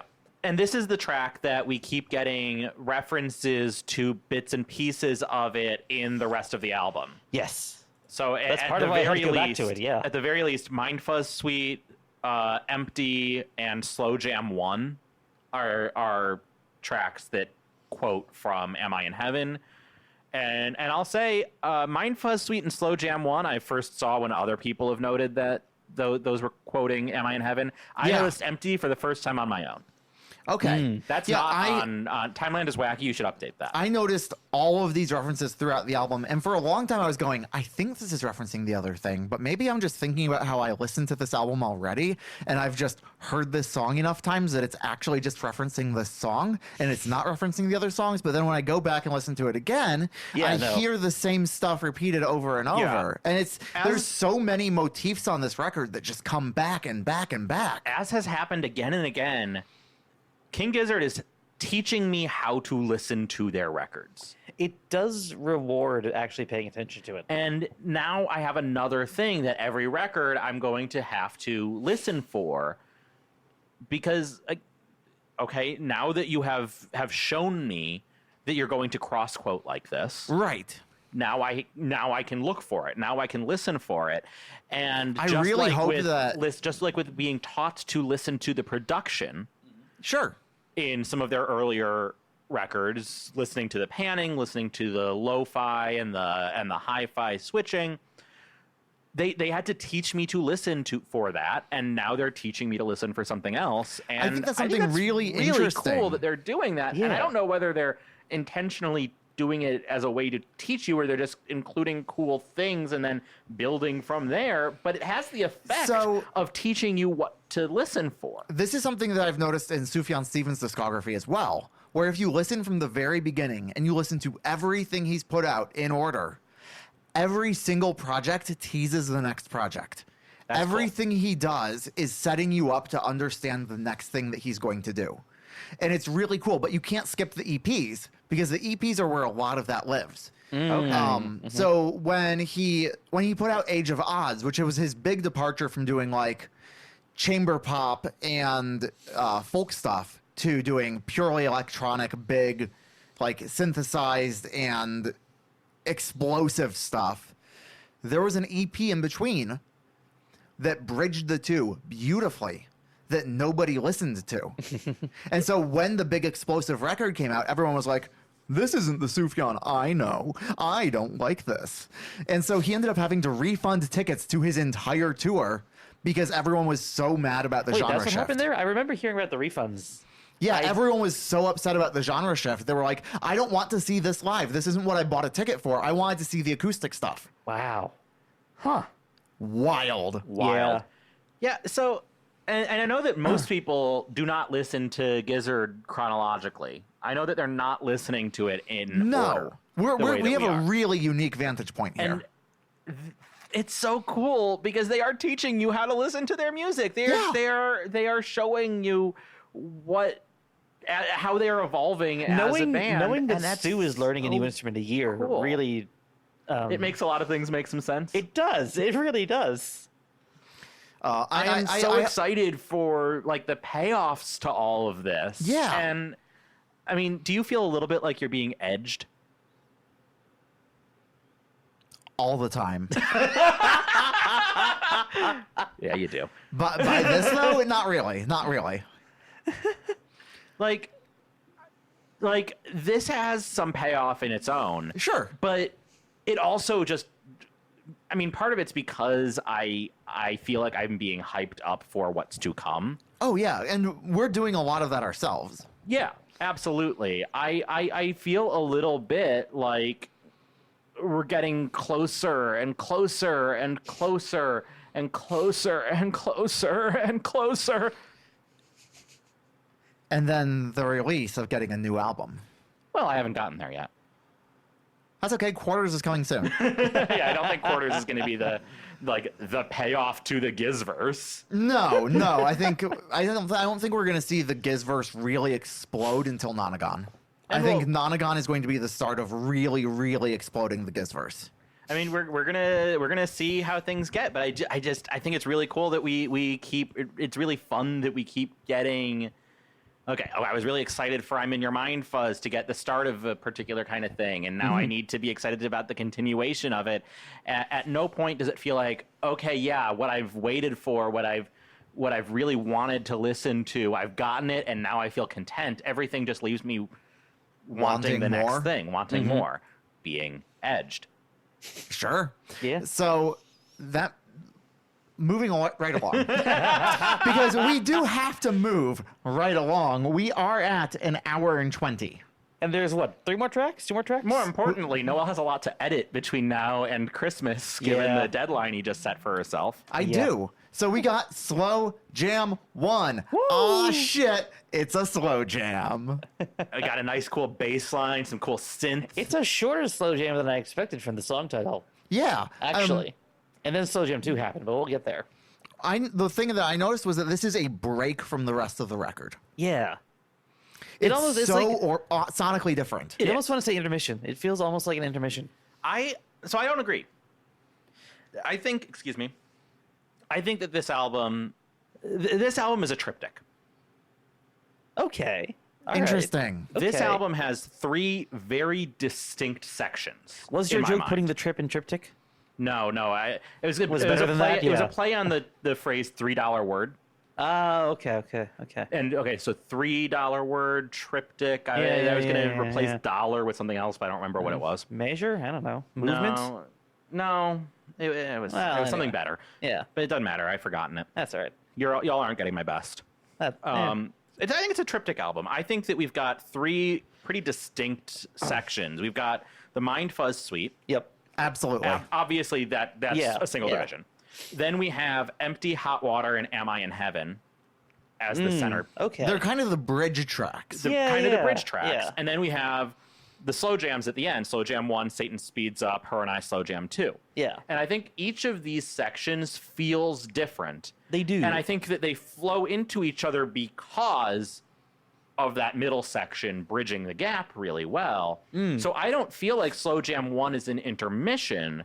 I feel like slow jam 1 is An introduction. the beginning of our last chapter. Yeah, okay. I see what you mean. I guess, and I don't mean intermission in a negative sense, to be I clear. know. Yeah, I it's just don't like, think I don't think of it as a gap on its own right. I think Okay. of it as the last chapter. Yeah, I guess you could almost say intermezzo if you really wanted to be more slightly more specific. But it just feels like a pause, not a pause, but like It's a change. a reset. Yeah, it's a reset. It's a reset. It's our- setting up what's coming in that sense. But it feels like a pretty dramatic shift. And to me, it felt like it definitely is connected to the next few tracks. But it feels like it's connected to the its own previous thing track as to a well, certain because extent. again, it has that quote from "Am I in Heaven?" and "Am I in Heaven" really is the centerpiece of the entire album, having those connections with the rest of the album. yeah.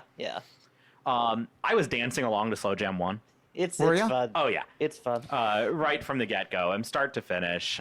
This is the song. I'm like, I gotta learn this bass part. Interesting. Okay. So my comment on like the vibe of the song is that it feels like being stoned on the light rail late at night. Which is a great vibe. Yeah, I It's can see that. such a Yeah, good yeah, vibe. Yeah. I really like this is the one where I think we see the 3 guitars the most, where the bass is doing Absolutely. one thing and then each of the 3 guitars is playing its own rhythm. Yeah. And so we have all of these stacked rhythms so that there's so much going on that you, again, have to go back and listen again It's because big, there's so it's much. dense, it's a vibe. And I would find myself throughout the last couple of weeks, the last 2 weeks that we've had this on our listening radar, Yeah. I have specifically put on just this last section, Slow Jam 1 to Her and I Slow Jam 2, divorced from the rest of the album Really? a handful of times. Oh, I yeah. can see it. I can see it. Just See- like sometimes I'm in the mood for that kind of slow jam. Yeah. And This is and the third of the album that works the least for me. that makes sense. I Okay. see how you get there. Yeah, that makes sense to me. Yeah. But That makes sense. See, like if I'm like I understand putting on just the Mind Fuzz suite, but that Of feels like course. putting on a track to me. of course. Yeah, no, I have found myself a couple of times the last couple of weeks, particularly on days where I'm feeling pretty good about something. When you've got a little pop in your step. When I have a little pop in my step. I'm not putting on pop in my step. I'm just grooving out to some Gizzard slow jams. You're going to love Quarters. I'm gonna love Quarters. on the kglw.net page for I'm in Your Mind Fuzz, it says if you like the slow jams, when you follow that link, it takes you to Quarters. Yes, Oh, I'm very okay. excited for Quarters. All right. I So- don't think I've listened to Carter's. Well, that is our next album, Yeah. Yeah. I'm really excited for it. and it has one of their most played songs, most live played songs on it, which is "The River." Yep. I've heard The River. Okay, I've heard The River. I don't think I've heard the rest of the album, though. Well, they don't really seem to play the rest of the album in their live shows pretty much ever. Well, I also haven't listened to any of their live shows until That's now. true. You did just say that you were mostly studio. So Noel, what didn't really work for you about the slow jam? It just doesn't grab me. Just didn't have enough energy. I don't know if it's even energy. Like, I really liked the quiet songs from Oddments. Okay, fascinating. I think these were so much more engaging than Oddments. I really did like Slow Jam 1 once I dove into it. Once I started listening to the layers, I started to appreciate it a lot more. Okay, interesting. But I didn't hear the layers the first couple of times. Interesting. Okay. I mean, I just I dove into the slow jams from the get go. I don't Okay. think they're quite as apparent on the first listen as they might be in the rest of the album. Yeah. Probably. And I think that, I'm in Your Mind Fuzz suite. Most of what you're hearing on the first listen, not all of it. I mean, again, we've talked again and again about how this album rewards listening and re-listening like you would do to Smiley Smile. Right. I mean, that was my note from, because like I have the note here that is again just caps locked Slow Jam 2 fucks, but I don't because like I wasn't really listening for everything yet until after Slow Jam 1 when I realized, oh wait, this is what's going on here. yeah. Right. I will say Satan Speeds Up. My least favorite track on the album. I like it, I but enjoyed it. I had less to say about it than anything else on the album. My only note on it actually is I enjoyed it, but it reminds me of it feels like it could be a track off of Congratulations by MGMT. I don't know that one. That's okay. It's a very ethereal album. It's not like their later stuff where it's more moody, but it's also not quite as up-tempo as anything off of Time to Pretend. Okay.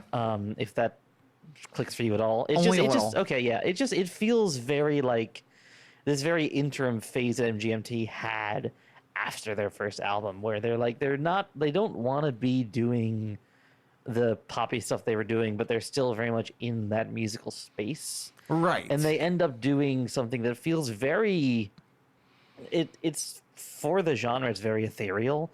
And that's just sort of the vibe I was getting here. Something about the instrumentation just reminded me of that a lot. Okay, cool. I didn't have anything else about it. I enjoyed it. I couldn't It's just, really that's all I place got. it in a genre, It's hard to, yeah.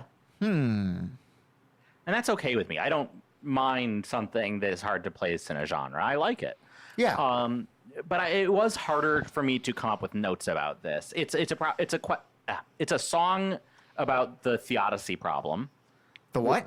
Theodicy. I don't know what theodicy means. Why do bad things happen if God is good? Oh, okay. I'm familiar with that. Yeah, I figured you would be. Yeah. So it's a song about that. It's a song about Satan. It has a wild music video.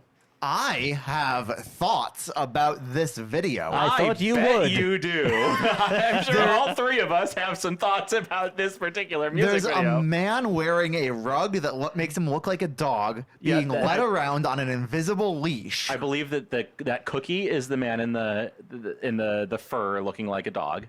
Being led around on an invisible leash. Stu is wearing a dress Stu is wearing a dress. Yeah. and tits. Yeah.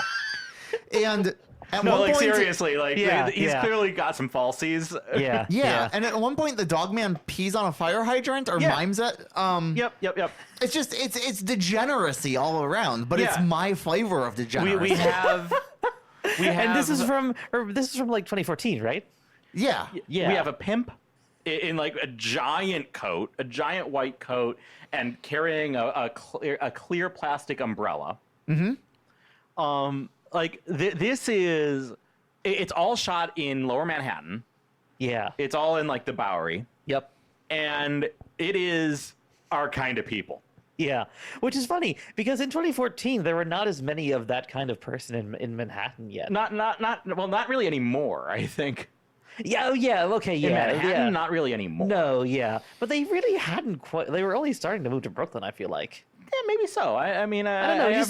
It seems I feel both. like Brooklyn was hopping before 2014. Oh, it was certainly hopping, but like for this particular style of degeneracy, it just feels like simultaneously a little early and very late. I mean, it feels like they're going for a kind of 70s yeah, kind yeah. of New York. Yeah, I wasn't in the 70s New York, so I really can't speak to this. I was. Yes. Liz. Liz, who has been a 40-year-old lesbian from the moment she was born. In 19. So this struck me as being the most environmental song on the record, or Satan the most Speeds Up? environmentalist song. Satan Speeds Up. Yeah, The one about Theodicy? the one where the lyrics include "When all our silly games wreak havoc on our spoils, when I stop to think of all that we've done, Satan's at the door." Yeah, the one about like the problem of evil in the world. Yes. The one about how mean, climate we have change is a ruined kind the of evil. planet. Oh yeah. No, I mean I definitely see the connection. This one felt like it was bigger than specifically environmentalism to me, whereas like Hot Water and Am I in Heaven are very, very specifically about the environment itself. And Sure. not like the greater evils of mankind. Yeah, that's it. See, this struck me as being specifically environment. Interesting. It's about And war. that- Like that- you'd read the word war. Where? Where's the word war? Did you not just read the word No. war? No, when all our silly games wreak havoc on our spoils, when I stop to think of all that we've done, Satan's at the door. I could have sworn I heard you say the word war. I don't think I did. I don't think Wild. you. I I am- don't think you did either. Okay, I can't hear shit. That's okay. We are in fact an hour and a half in, so it's okay if our minds are starting to melt a little bit. I feel like that's appropriate. You could even say they're No, a I little mean, I fuzzy. definitely think that this song is about the similar themes of environmentalism. It just struck me as a little bit broader than the other More ones, so which than- are yeah, more yeah. directly about like global warming, Sure. hot water. See, I read this entire song as being, yep, we fucked up the planet, and when we think about it, Satan is at the door ready to punish us. Fair. No, I think that's fair. Her and I slow jam too. Her and I slow jam too. It opens with a Rolling Stones sample for some reason. That's what that was. Yes. I was trying to place that for so long, and I I never did have got to there. look that up because I do not know the Stones. What As song? we've learned on previous King Gizzard records. What is it? What is it? What is it?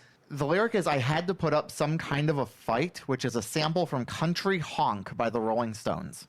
That Which is not what admittedly I'm super not one of familiar the with. songs that I No. really know from I the Stones. casually enjoy the Stones. I don't It's off think of I know Let the- It Bleed. Yeah, which is a brilliant album, but it's like it is one of the tracks that I don't always remember off Let It Bleed. Sure. And King Gizzard does have an earlier track that we've talked about called Let It Bleed that sounds nothing like the song Let It Bleed from the album Let It Bleed.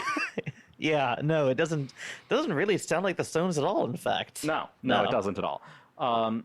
I did come across that one at one point a while ago, thinking it was going to be a cover. It is not. It is not. It It really really doesn't isn't. sound anything like it. And I love Let It Bleed, and I think the King Gizzard song Let It Bleed is pretty good, but I was expecting it to be a cover of the Stones. Yeah, and Let It Bleed by the Stones is one of the Stones' best songs. Yeah.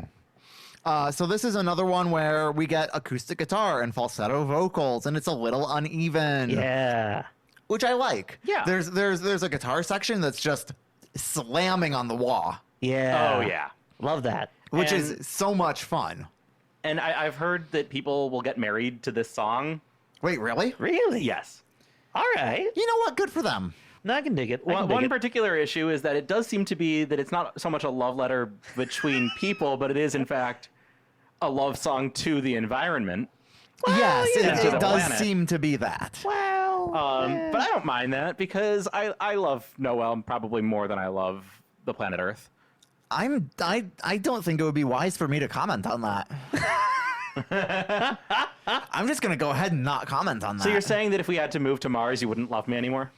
That's not even remotely what I said. Would you I still didn't love even me if I begin were to a worm? imply that.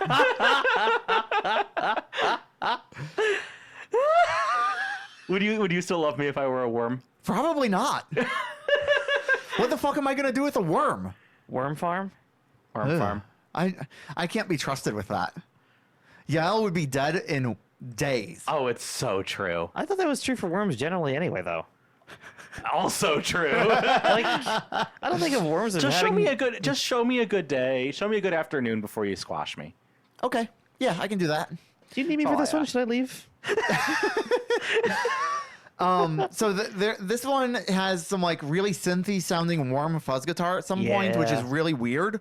I thought it was an actual synth. I wasn't sure. There is an actual synth in there that's playing like descending synth lines that Yeah, then yeah. translate into being guitar descending lines. So cool. Where it's just kind of like arpeggiating, and then Yeah, the I love synth these slow comes jams. back. Yeah. The synth comes back and it's doing the descending thing again, but now the harmonica's in there and it sounds like a fucking saxophone. Yeah, It Ambi. does.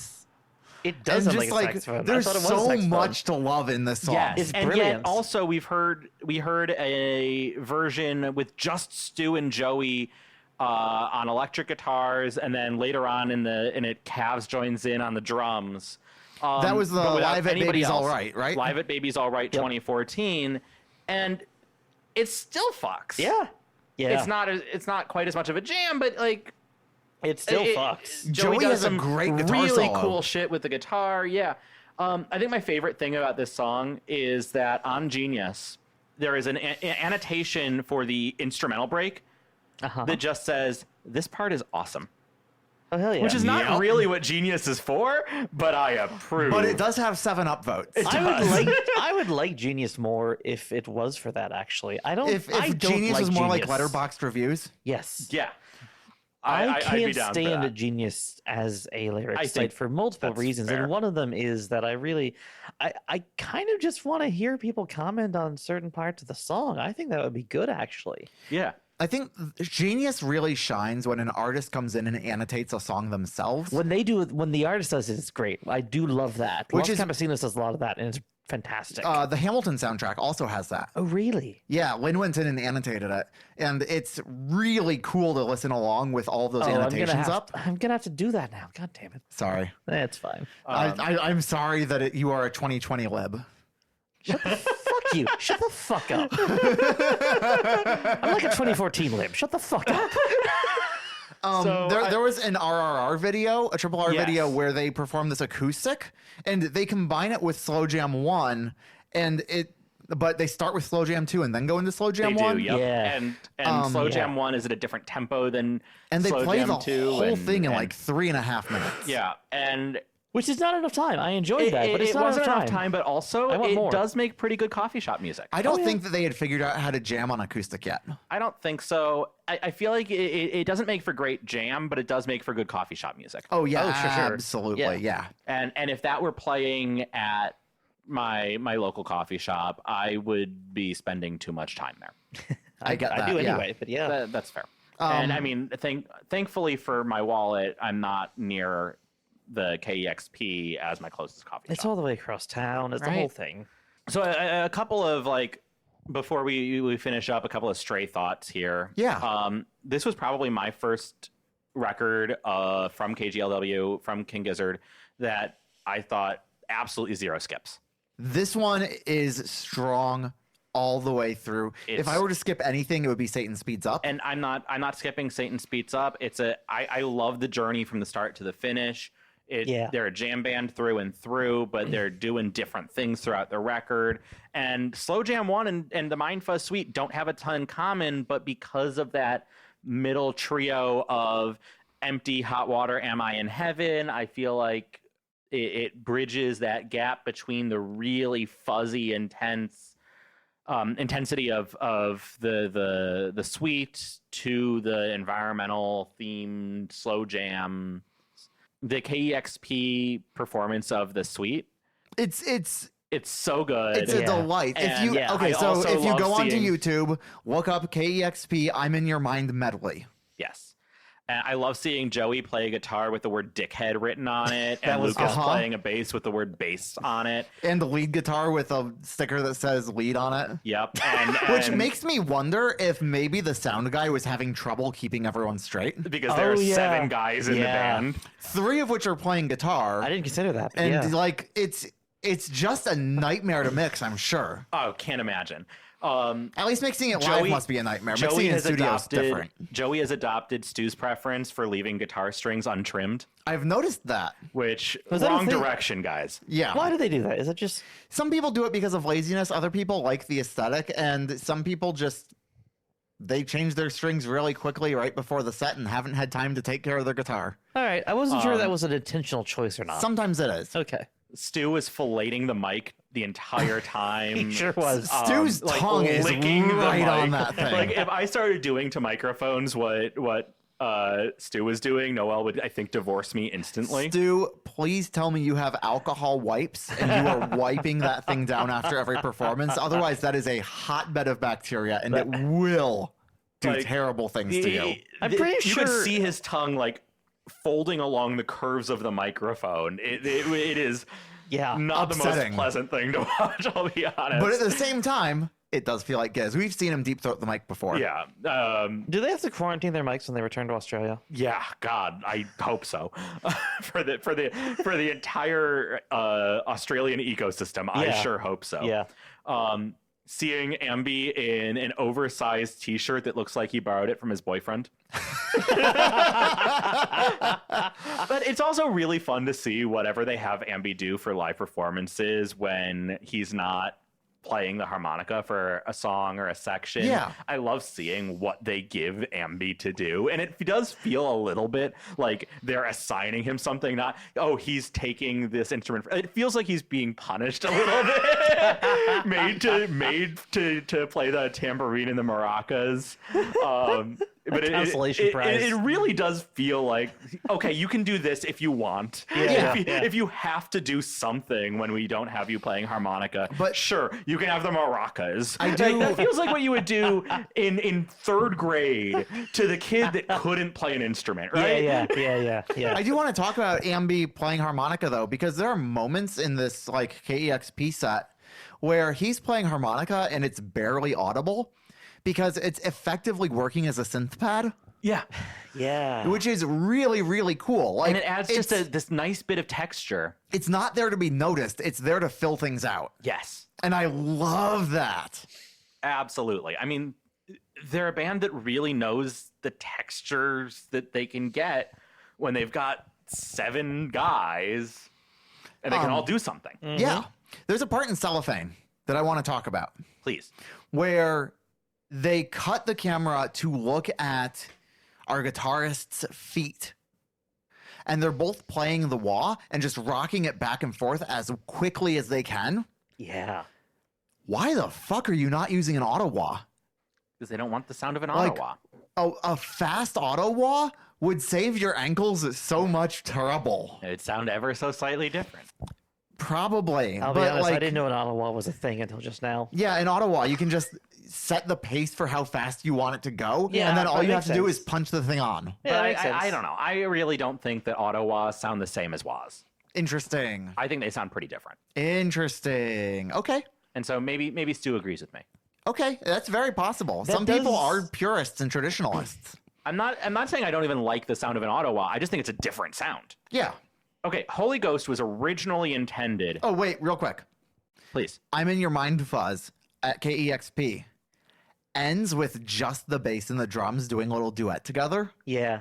It was And fun. that was maybe my favorite part of the entire set. Is just like, oh, you wound it down and you stuck the landing perfectly. That was Not really a thing good. we've honestly seen them do a lot of. Right. And I'm glad that they did it.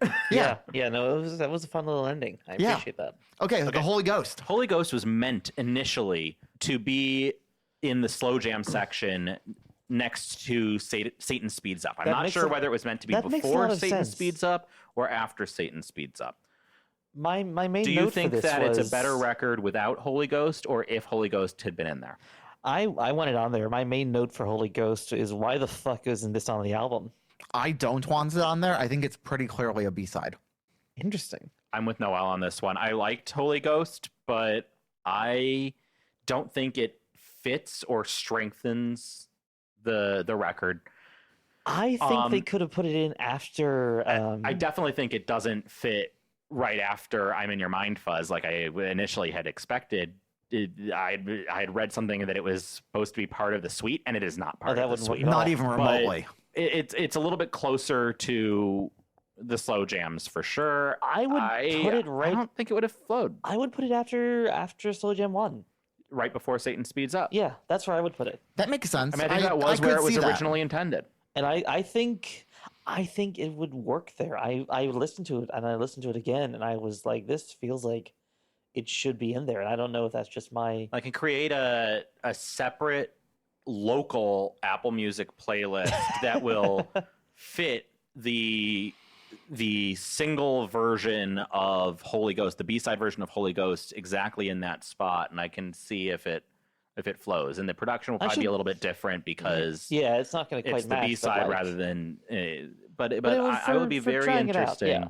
I interested to see if almost that- feel like if it's that the flows. sort of situation where like E Zimbra also stopped making sense, wasn't in the movie for time reasons. Sure. And I think it flows better for not having it in there, but I still kind of wish it was in there. Sure, I I'm get in the that. same space and, there. And I'm it in is the same kind of space with thing this. where it's weird that this one song across the entire massive discography of this band isn't on an album. It's like Strawberry Fields. It's like Strawberry Fields Forever, Yeah. which was never on an album, which makes no Wait, sense what? to me. Yeah, Strawberry Fields Forever was just a single. Really? Yes. And the B-side was... Shit, I forget. It's been ages. Yeah. But yeah, no, Strawberry Fields Forever wasn't on a Beatles album. It was just a single. All right. I had no idea. It was a double A-side with Penny Lane. Penny Lane. Yeah. That's right. Yeah. Okay. So, anybody have anything else, or should we move into our last little outro section. Let's tease the next episode. And what we're doing this week, or what we've listened to this week, rather. Oh, yeah. So what I've been listening to this week is mostly I've just been shuffling Giz. Honestly, this is a week where most of the music I've listened to has either just been Hanukkah music, or I've been listening to I'm in Your Mind Fuzz a lot, just because I want to, not even just because of the show, and other Gizzard records, mostly on shuffle. I will say Eyes Like the Sky holds up way better on shuffle than I expected it to. Yeah, it does. Still, I think, doesn't hold up on shuffle as well as most of their other stuff. But I really expected to hate Eyes Like the Sky on shuffle, and I did not. And 12 Bar Brews, you know what? Honestly, has some good shit on it. But mostly for me, it's been Hanukkah music and Giz. I haven't listened to too much interesting stuff. Okay, interesting. This week, I've been at work maintaining theatrical lights all week, so I've had my music on shuffle as to not upset everybody with just playing metalcore, although it turns out they like the metalcore better. All so right. I don't really know what to do there. But I mean, the answer is pretty clear. Just listen to metalcore. I guess. If they like the metalcore, listen to the metalcore. That's what you Yeah. want to listen to anyway. And more importantly, it keeps you listening to metalcore at work, so you don't have to listen to it here at home. But I've been listening to Health. Health just put out their new record, which is titled Conflict DLC. I haven't listened yet. It is I the need to. second half of Rat Wars, which came out last year. And it's a record of like industrial, like synth-driven industrial music with a ton of metalcore influence. And so it's this big, like really heavy, like emotional record where Johnny Health is just clearly going through it. It's a record full of really interesting, like dark lyrics that you just go, yeah, buddy. Yeah, I get it. It's that time of year. It's a lovely record. One of the songs, the chorus goes, "Wish I'd never been born. I wouldn't worry so much. Nothing I can do. I can't take it back. Someday it'll kill me." But it's a record of like regretting having been born and just feeling super down and depressed. And that vibes for me. Like it really vibes for me. Liz, what have you been listening to? This week I've been listening to a fair amount of Fontaine's DC again. I don't know why, it just feels like the vibe. Sure. A lot of that, a bit of Idols, a bit of Get Down Conversation, that's Get Down Convention, whatever the hell they're called. I can't remember now. Okay, I did try Idols for the first time a little bit earlier this week. Really? Yeah. How'd that go? I didn't love it. That's fair. Which is weird because you seem to have liked most post-punk that you've heard. Yeah. Maybe I mean, I didn't give it a huge chance because I kind of bounced Which off it album? pretty quickly. Or like what songs or whatever? I'll have to catch up with you after this Okay, because I yeah. don't remember. Fair. And I did not listen to it much, and I should probably give it, a bit more of a try. But yeah. But like early Idols is where I've been at this week. Okay. Early Idols. That's just sort of shoutier. This is the mood I'm in. All right, let me tease the next episode. So we're into 2015. Our next episode, we will be covering the album Quarters. Sometimes I forget just how much you have ahead of you. We have so much ahead of us. Oh my God, we've got so much You're ahead only in of us. 2015. That's So much right. has happened. Oh yeah. Yeah, we've got so much ahead of us. Holy crap.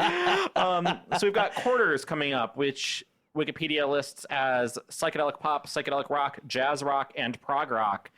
How have I not listened to this then? Hang on. Alongside Quarters, which is 4 songs, each exactly 1/4 of the album. All right. Each 10 song minutes, is 10 10 minutes and seconds. 10 seconds long. All right. Okay. So in addition to Quarters, we will also be listening to the radio edit of the lead single from, in fact, the only single from Quarters, The River, which is still possible to find. It was released on a compilation album from the label titled Rough Trade Shops Heavenly 25 from the label Heavenly, which is not super easy to find anymore, but you can find at least The River, even Okay. if not necessarily all of the other tracks from that project. Maybe other people can find it. I was not able to upon quick Googling, but at least I found the one that we were supposed to listen to.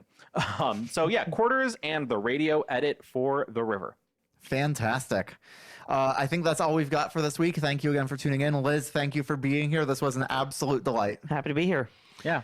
We'll have to have you back sometime. Yeah, actually, I will say I have one comment. It's very funny Please. that the previous album had one of the guys wearing a Noi t-shirt, because there's an album you haven't listened to yet that has one of the guys wearing a Yola Tango t-shirt. Oh, which album is that? That would be Changes. Okay. Changes is pretty late. We're not going to get to Changes for quite some time.